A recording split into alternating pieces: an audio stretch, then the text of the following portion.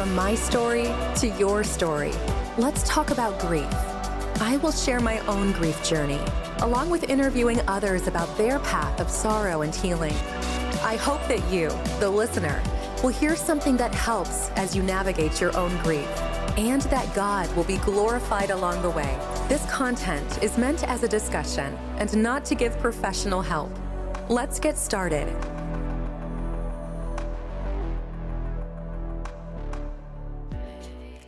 I had such a strong support system. You do, like I said, you're more aware of your mortality. Mm-hmm. Like, is this going to take me out? Right. Is this going to be what Right. actually does it? Right.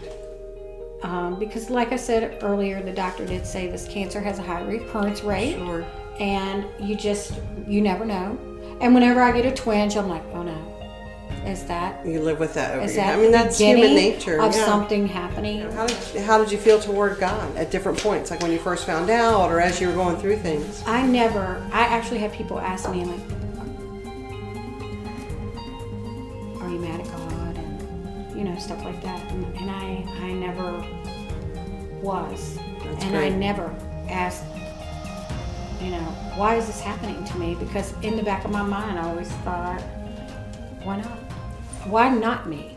I came what to that makes point me so too, special? Remind Anna, if you're watching on YouTube, to like and subscribe.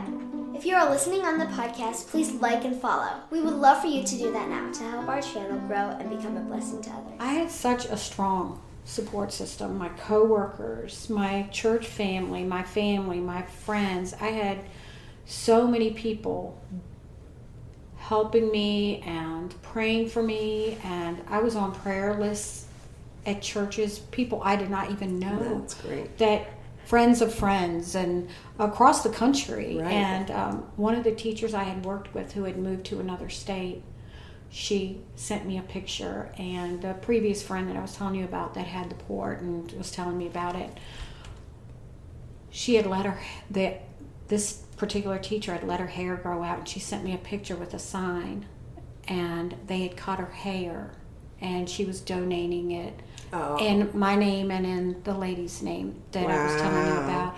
And I just started bawling because I was like, that is so kind. sweet and thoughtful. Yeah, it's very, just to know all these people were praying for me, people that I didn't even know. It was humbling.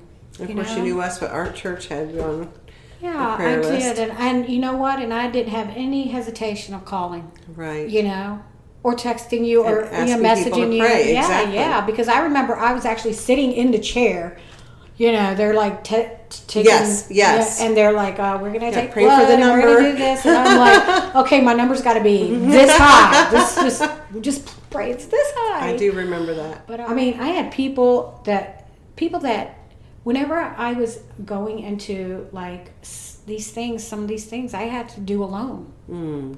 Because they didn't let people come in with you during COVID, and I would get anxious or something, and God always put somebody in my path. Some people I knew, some people I didn't.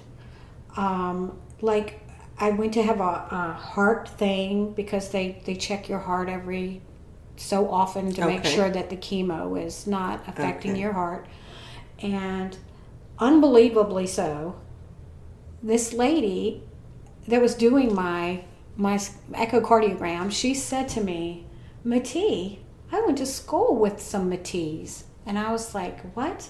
I said, did you live in Baltimore? And she was like, no, I come from Richmond. And I was like, okay. And I was like, oh no, because that's not a popular name. And she actually went to school with my husband and his sister. Oh, wow. And small world. I was like, I know. And she was just talking to me the whole time. And before you knew it, Something to everything was connect about. over. Everything was, the procedure was over. I had people that would come in and like, people that went to our church, they would, if I said, is Catherine here, or, something like that, yes. And I said, would you see if she can come and see me? Because the treatments take like 4 hours. Oh, okay. And she'd pop in and pray with me. There was always somebody there. That's and amazing. I was just like, praise the Lord. He gives you what you need when you need it. Exactly. He did.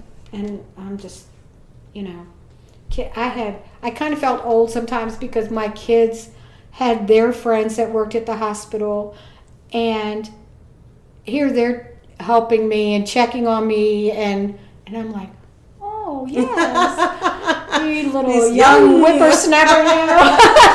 I love it. But like you said, they're a blessing at that time. Yes. Yeah, it was.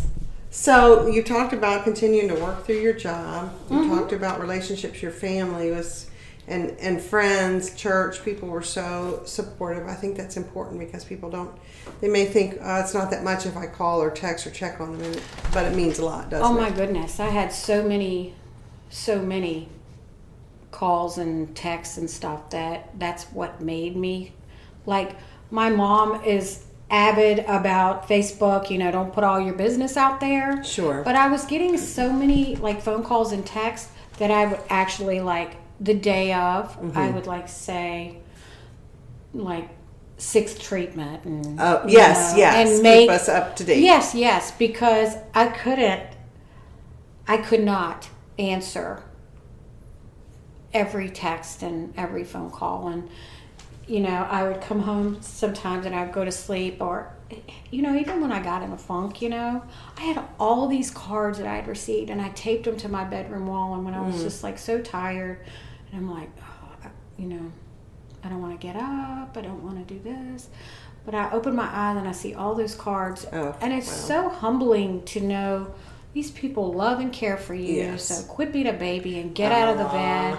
that kind of stuff. Yes. Because plus my granddaughters were living with me at the time, and I was like, I have to be strong for them because they're watching me. Even the timing of that, you never know what the timing was that that they're there, and so you rally sometimes when maybe you wouldn't have, because they're watching, right? And it's scary. It's not just you that's going through it; the whole family's going through it. True. Nothing was hidden from them. True. They'd say, "Are you going for a treatment today? Are you doing this?"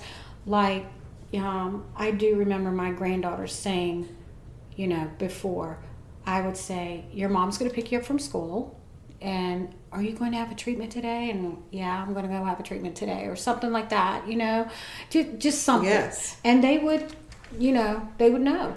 And part of so all of that. Yes, they knew it. And they, so I felt like, okay, I don't want to scare them, and I just want them to, it's hard to go to school and be living with somebody, and then you're worried about them, and you got to do your schoolwork, and you can't think, and you stuff may never like that. know how much this was an example and encouragement to them of how you went through it in front of them and around them. Real, but yet, like you said, spurred on to keep going. Yes. I hope one day, if ever, and they have to think back on it, they can say at least she kept going. Exactly. Well, she worked and she did this and she did that, because I tried to keep it as normal as I could, but there were times I was not. I was going to say, emotionally and physically, there were hard things about it. You were exhausted. I was discouraged. more aware of my mortality at that time, because the first time was like, oh, you have an excellent prognosis and you have this, and the radiation does not make you like sick, like you're going to throw up or anything like that. And I do want to say a little plug here. My doctor, I did not throw up. Well, so he said, he I'll carried do through this, with what and he could. he did. But that didn't stop me from feeling nauseous. Sometimes I wished, okay, let me just throw up and get it over with, But you can't have it all. Right. And I also want to say, Krista was living, was there in the thick of it, and I have to just say what a blessing it was, because she did the grunt work. Okay. She did, and I guess I just assumed she would, because she has like nursing qualifications, and I just assumed she would do it. I never said, "Hey, will you do this for me?" Oh. She just kind of, I'd say, "Oh, I need help with this," and she would step in, And she, changed my bandages, and I didn't even want to look at my incision or anything. I would not even look in the mirror. Okay. I did not. I would, if I was, going to take a shower or something, I would not look in the mirror or even at myself, because I just didn't, I didn't want to. Right. But she changed my bandages, took care of my drain, and woke me up in the middle of the night to take my medicine. And I'm like, don't wake me up. And she's like, no, you're going to be a bear if you don't take your medicine. Need your medicine. Yes, you got to take it. You got to stay ahead of the pain, Right. And she did. She did all that. So it was, sometimes when you have other people living in your house, you're like, oh my gosh, this is killing me. It's hard. But then you're like, okay, well, this is for a reason. Yes. And this was a blessing, I was going to say, the timing of it sounds like it was quite the blessing for you in several ways. I kept, you do, like I said, you're more aware of your mortality. Mm-hmm. Like, is this going to take me out? Right. Is this going to be what actually does it? Right. Because like I said earlier, the doctor did say this cancer has a high recurrence rate. Sure. And you never know. And whenever I get a twinge, I'm like, oh no. Is that... You live with that over is your that head. I mean, that's human nature. Of something happening, or, you don't know. But then you're like, I can't do anything about it if it is. So you keep on keeping on. But... What a blessing and what a testimony. Now, spiritually, how did you feel, I think, toward... how did you feel toward God at different points, like when you first found out or as you were going through things? I actually had people ask me, like, are you mad at God? And, stuff like that. And I never was. That's and great. I never asked, why is this happening to me? Because in the back of my mind, I always thought, why not? Why not me? I came What to that makes point me so too, with special? death, yes. It seems like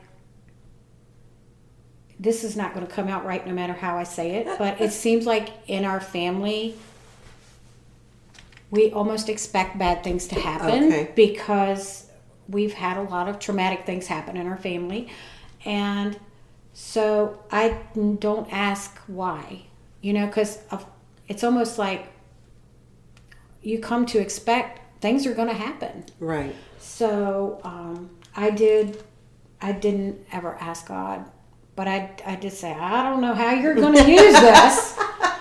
What are you doing? But okay, because I know I've seen you're here with me this whole time, and then I'd see things that said God didn't say your life was going to be easy, but He's there with you, right? And He was. Yes. And so God has always been good to me, and I cannot imagine somebody going through that and not knowing God. Right. I mean, what do they have to look forward to? I don't know. You're right. We have hope. And that's one of the things, that's what I want to get across from this, is just that the hope and the healing that God does in our lives through such hard things. There's I did a lot of studying on Daniel. Okay. Because actually I saw something about Daniel on TV, and whenever I'm watching these things on TV, I'm like, let me see how close they are, if they're even in the ball field or whatever. And some of the stuff I was like, well, I don't know about that. Let me check that out. But also it was at a time where like you don't really know what's going to happen, because you're still going through these. I had to go to the doctor every so often to be checked. And I was like, don't let it be there. Don't let it be there, Mm-hmm. But as I was reading about Daniel, it was like, even if we burn up in this, and Oh, we read yes. in the book of Daniel, and in chapter 3, it was like, okay, even if we burn up in this fire, we're not gonna bow the knee worship to- your right. God. We have our God. Our God's gonna take care of us. So it's kind of like, I would say things that my family did not want to hear, like, even if I do end up not making it, I'm okay. Right. And if I do live, then I'm okay. Right. But your family does not want to hear that. No. So think it, but you don't have to say it out Right. loud. Okay, good advice. Because my mother said that to me when she was diagnosed with cancer, and I thought to myself, I don't want to hear that. Right. No. Right. No, I don't want to hear that. So it made me think, okay, you can think it, but don't say it. But I did. Every time I went to the hospital, I would always listen to those two songs I told you about, Praise You in the Storm and Even If by Mercy Me. Mm-hmm. And I would just roll the windows down and like be screaming and singing that song just to like get my head, in the game. You got to walk in here. You got to own it. You can do this. We're going to do this, and it's going to be okay. Wonderful. But, it's scary. I can't imagine your exact situation, so I don't want to say I know, but I so appreciate you being willing to share, because there's a grief, or whatever you want to call it. There is something that happens in your life when you hear the word cancer. Yeah. It's also all you've been through, like you said, and thinking about your mortality. But there's also in your story so much hope, so much of what you've learned, and pointing back to God regardless of how difficult things were at various times. I see scripture verses you've got over there. What else do you want to share with us as we close? Well, I wanted to say that one of the questions that you asked was about other people being on the cancer journey. And I know people would sometimes think I was talking to myself in my car. but you just need to pray, and you just need to talk like I'm talking to you. Yes. Like he's sitting right beside you, because he is. Exactly. And it's just, you got to try to keep your life as normal as you can, because everything feels like it's out of control. But, if you keep a journal and you write stuff down, which is how I did look back at that journal. Oh, wow. When you sent me that message. And oh, wow. so I was like, oh, yeah, I wasn't having a good day that day. This is reality. This is what it was really like. You have to, and the farther I get away from it, I can talk about it without getting upset. But I have been upset at different times this week, thinking about this. Right. I was going to say, you revisit it. You write it out. You think about it. And just to how you surround yourself with prayer. Yes. Praying people. But the one thing is, like, I have a very difficult time. I don't like to be a burden to people, and I don't like to appear weak. Mm-hmm. I'm with you. I'm right there with you. Be strong. Suck it up. You can do it. We got this. Right. But I had a hard time accepting help from people. And my Sunday school class was wonderful. And the teacher in the Sunday school class said, he was trying to put me on a guilt trip, I guess, because he'd say, what can we do for you? The class wants to do something for you. And it was, they couldn't bring meals because it was during COVID. Oh, okay. So, I'm like, oh, we're fine. I haven't really been eating that much. And they're like, yeah, but do you want to cook for your family? We'll get you gift cards, and they can order pizza, and they can do stuff. So the gift cards were a great idea. Okay. But I had a hard time accepting that. I was like, no, you don't have to do that for me. You don't, I don't want to be a burden or anything. And they're like, no. And he actually said to me, you're robbing your friends and your people that care about you you're robbing them of the joy of being able to help you any way they can. Right. And I was like, are you trying to make me feel guilty? He was like, yes, no, maybe. I'm not doing that. Okay. And I was like, yes, you are. And he said, I don't know. And I'm like, give me a break. That's good advice to people, though. Like, accept some help. Yeah. And easier said than done. It was hard for me to accept my Yeah. limitations. Like, okay, I can't do this, because in my brain I'm thinking, no, I'm going to do this. Watch. Gotcha. But there were some things I just couldn't do, and I would come in the kitchen and I'd say, let me load the dishwasher, let me do this, and then I'm like, I'd pull the door down the dishwasher and I'm like, forget it, and I'd go back and lay back down. Yes, I'm not doing this, so what's the problem? They'll just stay dirty another day, or somebody else will do it. Exactly. That's how it is. Exactly. Yeah, one of my favorite verses was Isaiah 41:10. Okay. And it was, fear not, for I am with you. Be not dismayed, I'm your God. I will strengthen you, I'll help you, and I'll uphold you. Wow. In my, right hand, and I'm just like, and he did. He did that. And on my computer at work, I had that Bible verse, written out on my Charlie Brown paper. It was just like, not that I had to keep reminding myself, but, But wonderful helps. But you just, yes, sometimes you do. Sometimes you just need that. And sometimes like a little negative thought will creep in, Like I said, if I feel a twinge or something, and I'm just like, don't be afraid, if it's anything, he already knows, so whatever. Exactly. He does know. You've given us great help today of how, scary and difficult, but more so pointing to Christ, and also some practical help. So I think that it will be helpful to people out there that are either haven't gone through this yet, we're glad they heard it, are going through it, or just coming out of it or down the road. That's the important thing, is to know that we're going to have problems, we're going to suffer in this present world, but with Christ we have hope.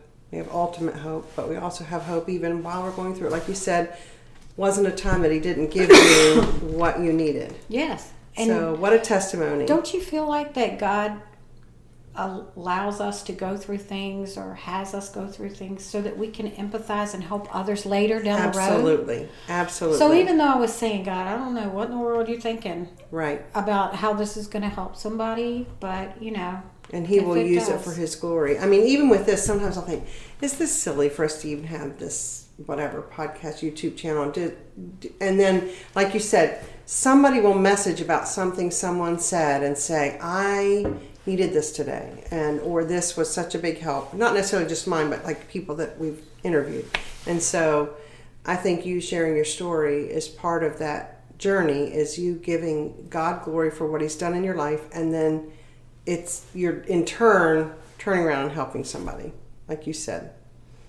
Empathizing, sympathizing, and also just people being able to connect with what they're going through. Because a lot of times in the middle of all of that, you feel like you're the only one, or you feel despondent or lonely. I never felt that way. Oh, good. That's great. I did not. I had so many people, Great. And like I could text them, or I could message them like I did you, or I could, call them. It was more so me. What you went through personally. Not wanting to bother them, Okay. or not. I don't want to call them and complain or whatever. Well, I'm thankful for your testimony, and I'm very thankful that you were willing to share it today. It's not a problem. I love you. I love you too. Thank you, Angie. We appreciate you joining us today at Speak Your Grief with Sonia. Connect with us on Facebook, Instagram, or YouTube as new episodes are added weekly. Thank you again for joining us as we unpack our grief. We hope you have been reminded that you are not alone in this journey.